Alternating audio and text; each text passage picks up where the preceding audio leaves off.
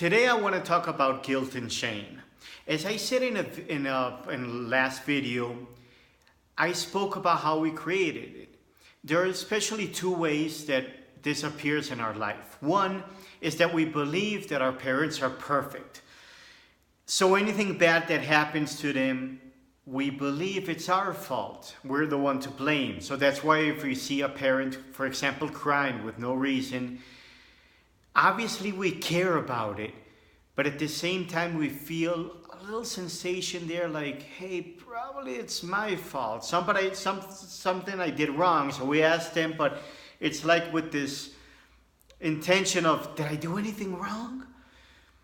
And the second part has to do with the emotional survival that we have, that we need our caregivers, the bondage to hold us, to laugh at us, to give us that love.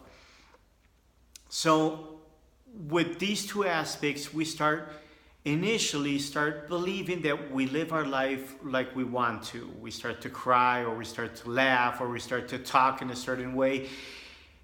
And our parents or our caregivers probably don't like it. So they tell us, act a different way.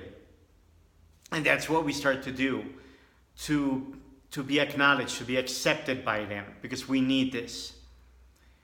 But this produces in us this guilt and shame. And this really screws us for the rest of our lives. First, because we start creating a different person. Like we talked about the gap between who I really am and who I show myself to the world. And the more fear, the more guilt, the more shame that we have, it becomes even bigger, that gap, up to the point that who you are, ask everybody, because I have the slightest idea who I am. And up to a certain point, I start to prostitute and start to give into my values, into who my essence really is. And this produces in us especially two attitudes. When we act out of fear, we act out of extremes. So the first one has to do with probably I present myself to others in a very shameful way. And like I start to ask, what do you like? And I start to believe that everything is my fault and that I have to do everything that you want me to do. And there's the other extreme that comes up with like, you know what?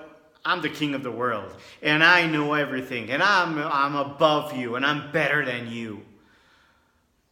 Both are out of fear. It's a fear mode that we live in, and this is what guilt and shame produces. At the end of the day, what is most worrying about this and really hurts us is that we can't live our life authentically. That we want to do something, we want to live it a certain way, we want to talk about certain things, we want to do certain actions, and we don't do it. We're scared because people will not acknowledge us, will not accept us, will be bringing a lot of things that we believe that will hurt us a lot. So out of all of this, one of the biggest solutions is to start seeing what produces this shame, what produces this guilt, what do we like about ourselves? And it's not so much as, oh, I think I'm fat or anything like that, or probably I talk too much, or really look into us what produces this shame. Is if we think that something bad is happening around us, we instantaneously believe it's our fault. Why? What are we hiding from other people? What do we believe that there is something that it's so bad of us that we have to hide it from other people?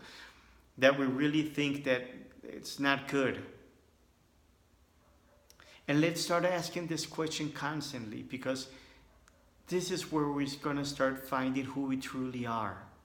If we believe there's something that through that people might not like us, it's really what we have to work on. It might sound a little different, but that's a belief from when we were little, not from today.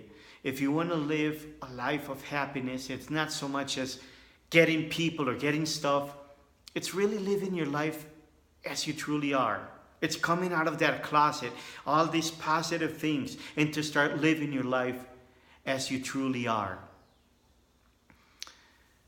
I wish you a life of love, of happiness, and and especially being yourself.